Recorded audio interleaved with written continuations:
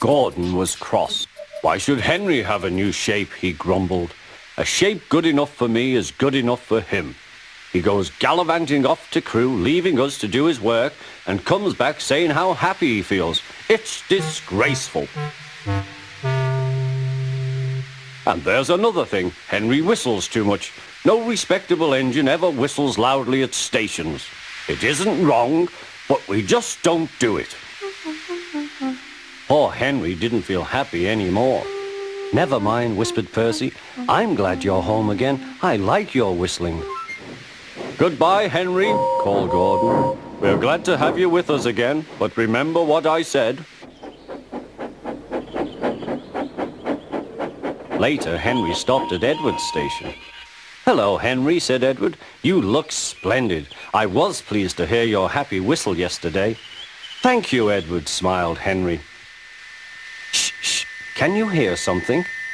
It sounds like Gordon, said Edward, and it ought to be Gordon. But Gordon never whistles like that. It was Gordon. He came rushing down the hill at a tremendous rate. He didn't look at Henry, and he didn't look at Edward. He screamed straight through the station and disappeared. Well, said Edward. It isn't wrong, chuckled Henry, but we just don't do it. And he told Edward what Gordon had said.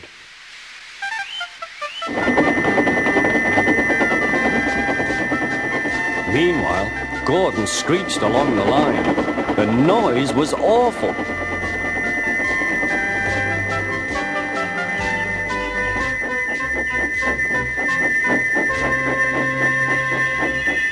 At the station, everyone held their ears. The Fat Controller held his ears too. Take him away, he bellowed, and stop that noise! Gordon puffed sadly away, but he wouldn't stop whistling until two fitters climbed up and knocked his whistle valve in place. That night, Gordon slunk into the shed. He was glad it was empty. It isn't wrong, murmured Henry to no one in particular, but we just don't do it. No one mentioned whistles. Next morning, Henry was enjoying himself enormously. I feel so well, he sang. Trickety-trock, hummed his coaches.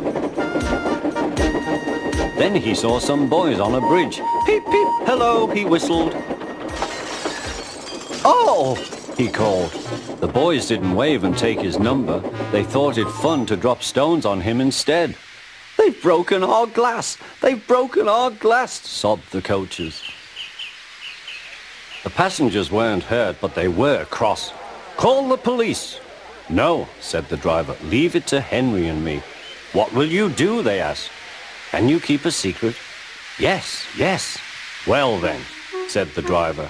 Henry is going to sneeze at those boys.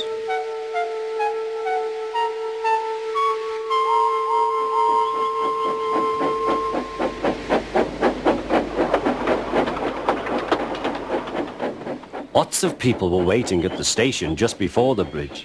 They wanted to see what would happen. Henry has plenty of ashes, said the driver. Please keep all windows shut till we have passed the bridge. Henry is as excited as we are, aren't you, old fellow? Henry was feeling stuffed up. Soon they could see the boys, and they all had stones. Are you ready, Henry, said his driver. Sneeze hard when I tell you.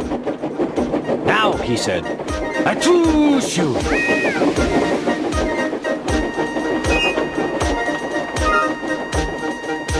Well done, Henry, laughed his driver. Henry went home very pleased with himself. He had taught Gordon and silly boys a lesson with a whistle and a sneeze.